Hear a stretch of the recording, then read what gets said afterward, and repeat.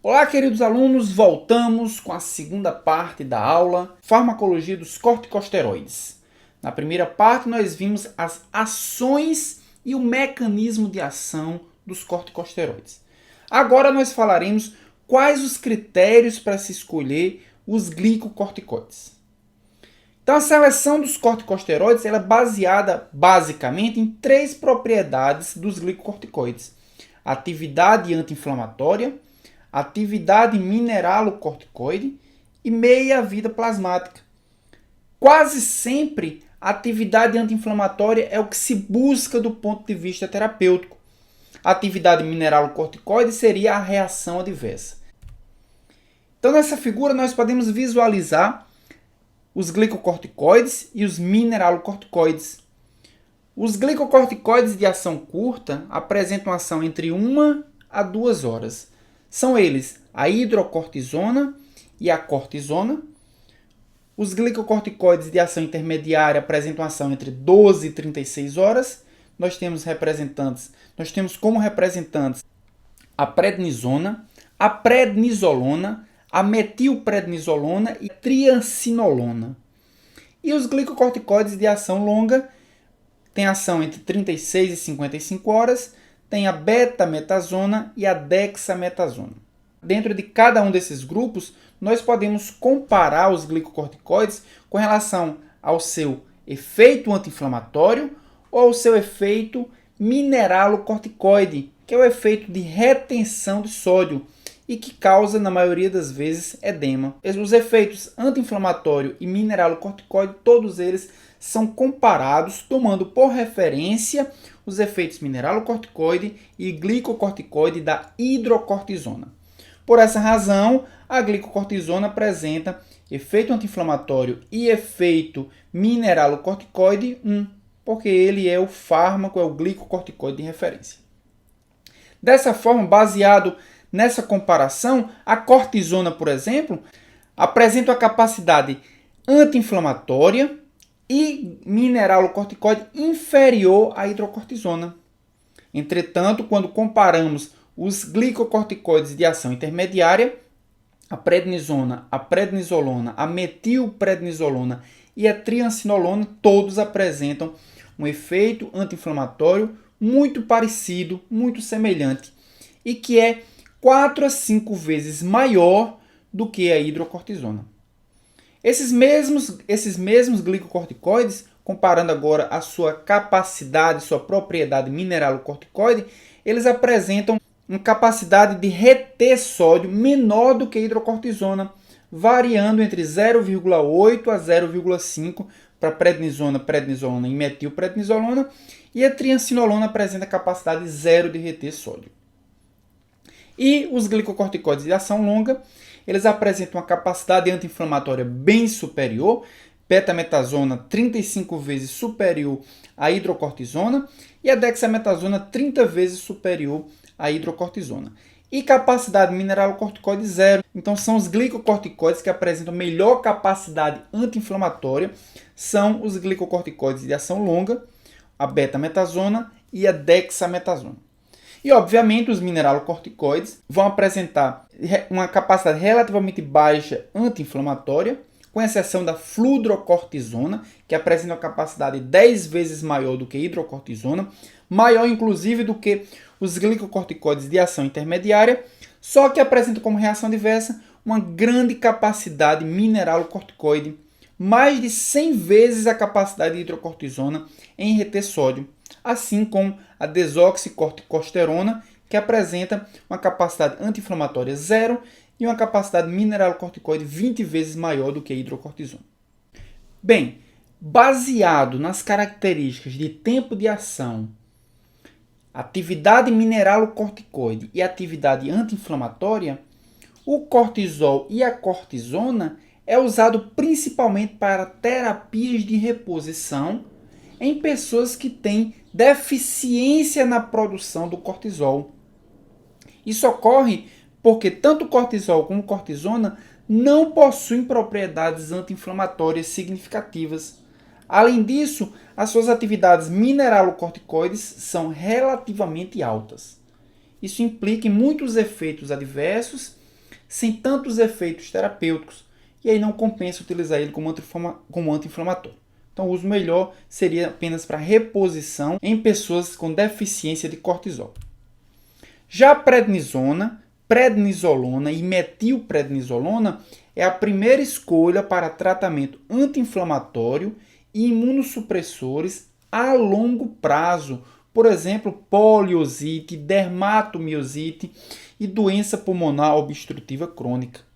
Isso ocorre porque esses fármacos, esses glicocorticoides, apresentam meias vidas plasmáticas intermediárias e atividade mineralocorticoide relativamente baixa.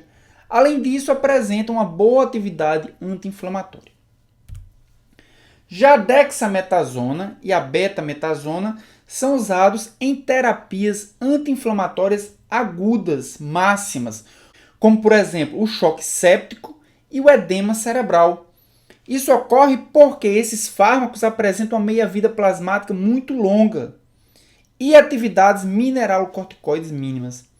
A dexametasona e a betametasona também apresentam atividades supressoras de crescimento. Então, só recapitulando, o cortisol e a cortisona são usados principalmente em terapias de reposição.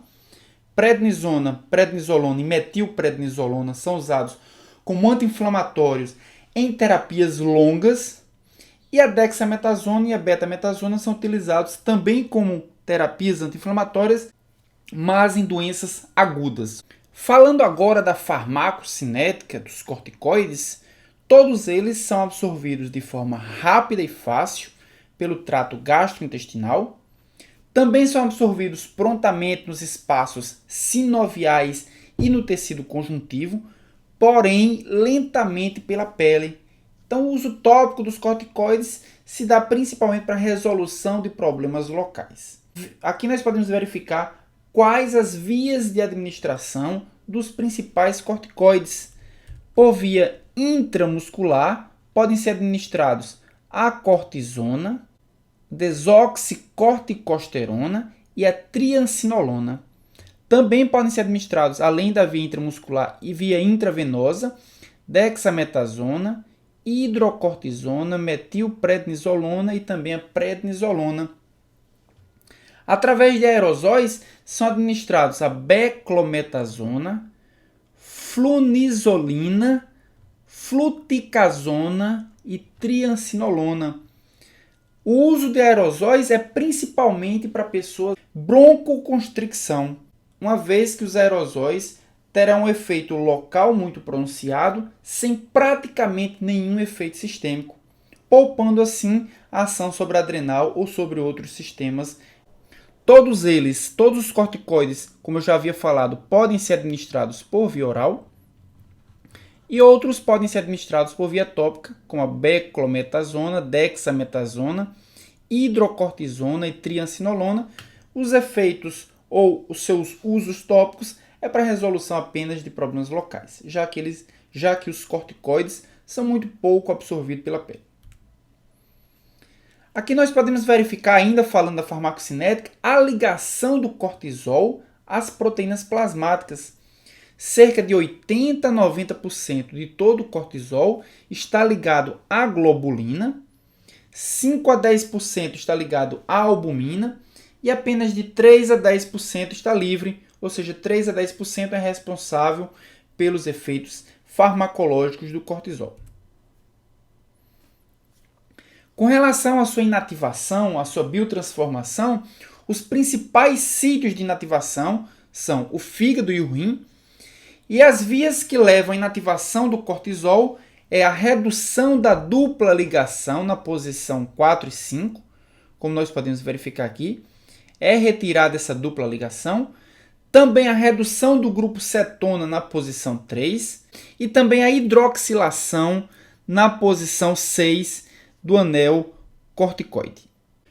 Os principais usos terapêuticos dos corticoides é na insuficiência adrenocortical, como tratamento, como terapia de reposição, no diagnóstico da síndrome de Cushing, no alívio dos sintomas anti-inflamatórios, no tratamento de alergias e também no tratamento de transplante de órgãos, para evitar rejeição e na aceleração da maturação pulmonar.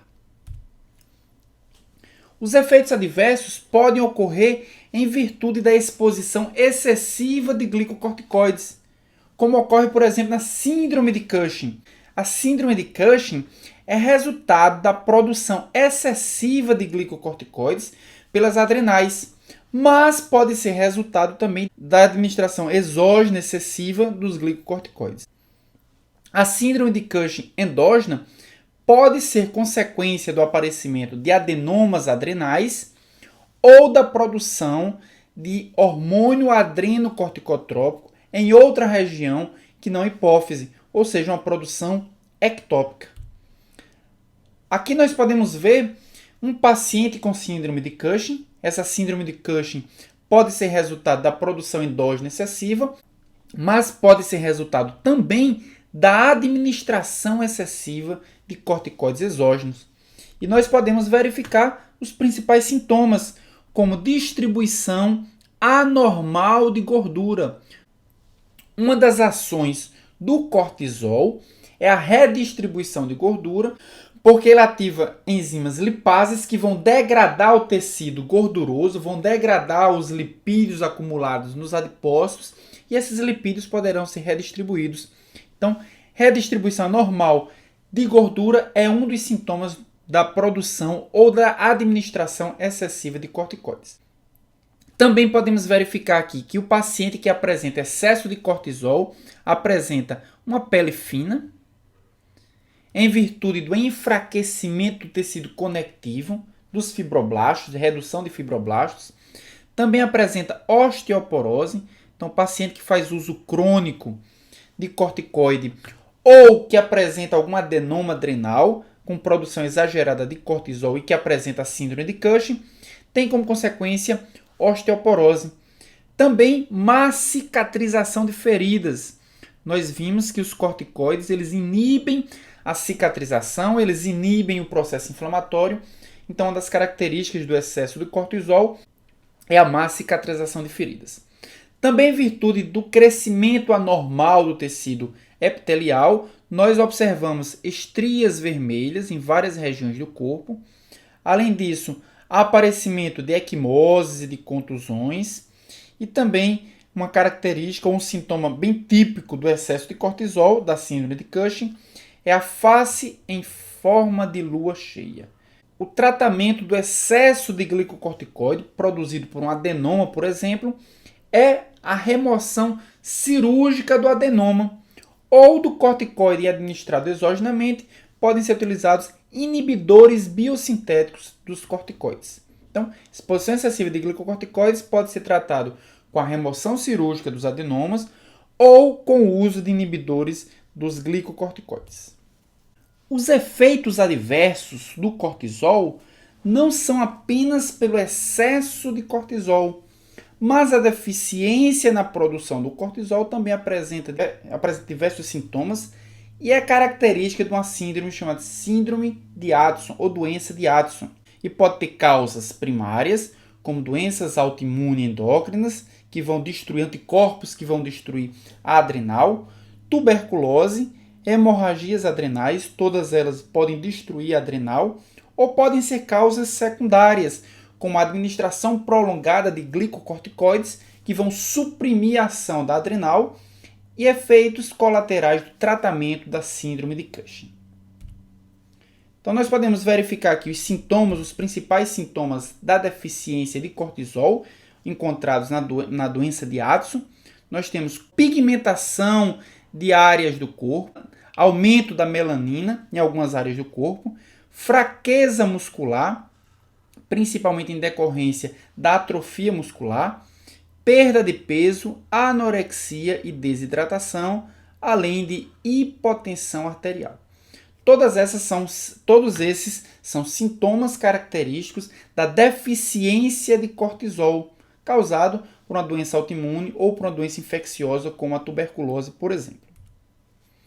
Então, quais são os principais efeitos adversos do uso do cortisol? Então, nós vimos que os glicocorticoides age no tecido ósseo, reduzindo os osteoblastos, aumentando os osteoclastos e reduzindo a absorção de cálcio. Consequentemente, uma das características importantes do cortisol, ou melhor, uma das características importantes dos glicocorticoides que são administrados prolongadamente é a avaliação dos níveis ou do nível de osteoporose que ele pode estar provocando no paciente.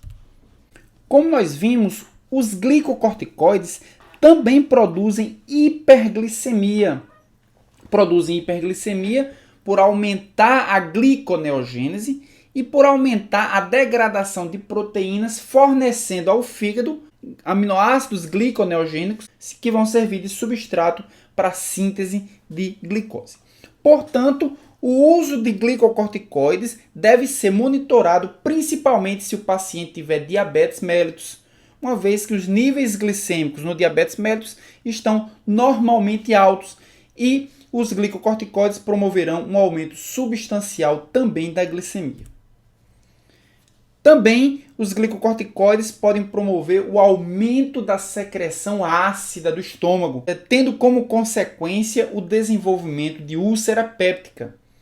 Também deve-se monitorar pacientes que têm propensão ao aparecimento de úlcera péptica ou que estão em tratamento de alguma úlcera péptica, também devem ser monitorados quanto ao uso dos glicocorticoides. No sistema nervoso central, os glicocorticoides podem apresentar efeitos positivos, como excitação e euforia, ou efeitos negativos, como depressão, distúrbios do sono ou comportamentos psíquicos. Então, pessoas que fazem uso ou fazem tratamento com fármacos psiquiátricos devem também ser monitorados para que não haja perda de efeito dos tratamentos psiquiátricos. Os glicocorticoides, além de alterar a fisiologia do desenvolvimento ósseo, também alteram a fisiologia do desenvolvimento muscular.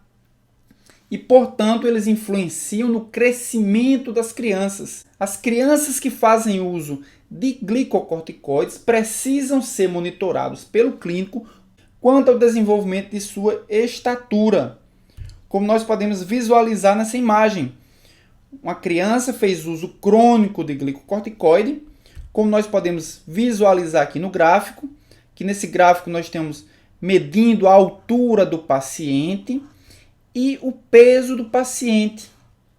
Então, essa criança teve um peso substancialmente aumentado, acima da média das crianças da mesma idade, e teve uma redução na altura, também substancial, uma altura abaixo dos níveis normais para aquela idade. Então, os glicocorticoides promovem um acúmulo de gordura, uma redistribuição da gordura, um aumento do peso corporal, associado a uma redução da estatura. Também deve ser monitorado crianças que fazem uso crônico de glicocorticoides, precisam ser monitorados quanto à altura e também quanto ao peso corporal. Então, nessa imagem, nós podemos verificar os principais efeitos terapêuticos e as principais reações adversas dos agentes glicocorticoides. Então, em cima nós temos os agentes terapêuticos, embaixo os efeitos adversos.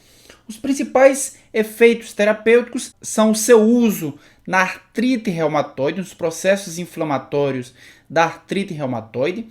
Também podem ser utilizados como antialérgicos e principalmente como anti-inflamatórios e imunossupressores. Então, são utilizados para os processos inflamatórios e também impedem a rejeição de órgãos nos transplantes. Além disso, os glicocorticoides ou os corticoides podem ser utilizados para reduzir as disfunções endoteliais e também reduzem a permeabilidade vascular. Mas os corticoides apresentam inúmeros efeitos adversos, dentre eles o aumento da probabilidade de infecções, uma vez que ele reduz o processo inflamatório, reduz a imunidade e deixa mais propício a pessoa, o usuário, às infecções. Também por causa perda e atrofia muscular, pode também gerar miopatias. Também é responsável pelo aparecimento da osteoporose. No sistema nervoso central, os corticoides inibem o eixo hipotálamo-pituitária-adrenal, portanto, eles podem causar bloqueio desse eixo, consequentemente, bloqueio da secreção de corticoides ou de cortisol. No metabolismo, ele causa ganho de peso, obesidade, retenção hídrica e edema, pode causar síndrome de Cushing se for administrado por um longo tempo, pode causar alterações no metabolismo da glicose, principalmente hiperglicemia, resistência insulínica, com a chance de desenvolvimento de diabetes tipo 2 e também disfunção de células beta-pancreáticas. No estômago pode aumentar a secreção de ácido clorídrico e, portanto, a maior propensão à úlcera gástrica, principalmente se for utilizado com anti-inflamatórios não esteroidais. Também pode causar na pele hirsutismo e causar também degeneração ou degradação ou afinamento da pele. Nos olhos pode causar catarata e glaucoma. E no sistema cardiovascular pode aumentar o risco para complicações cardiovasculares. Em função desse grande número de reações adversas, os corticoides são contraindicados com pessoas que apresentam infecções em virtude da redução da sua imunidade, pessoas que apresentam doenças com atrofia muscular, pessoas com diabetes mellitus, com osteoporose e também com úlcera péptica. Essas são as principais contraindicações dos corticoides. Então, as diretrizes do tratamento dos glicocorticoides tentam avaliar a potência glicocorticoide, principalmente a potência anti-inflamatória, que se dá principalmente pelos glicocorticoides de ação longa, e a redução das reações adversas, que se dá principalmente pela sua ação mineralocorticoide. Então, a escolha dos glicocorticoides por parte do clínico se dá em colocar na balança a manutenção da potência, qual é o fármaco mais potente, com a melhora ou com a redução dos seus efeitos adversos. Então, terminamos aqui a aula Farmacologia dos corticosteroides. Essa aula foi dividida em duas partes. Na primeira parte, nós vimos os principais efeitos dos glicocorticoides. E na segunda parte, nós vimos quais os critérios utilizados para a escolha do glicocorticoides e as principais reações adversas. Na próxima aula, falaremos sobre os antihipertensivos, os fármacos utilizados para a redução da pressão arterial. Então não perca a 21ª aula do curso de farmacologia antihipertensivos. Até lá!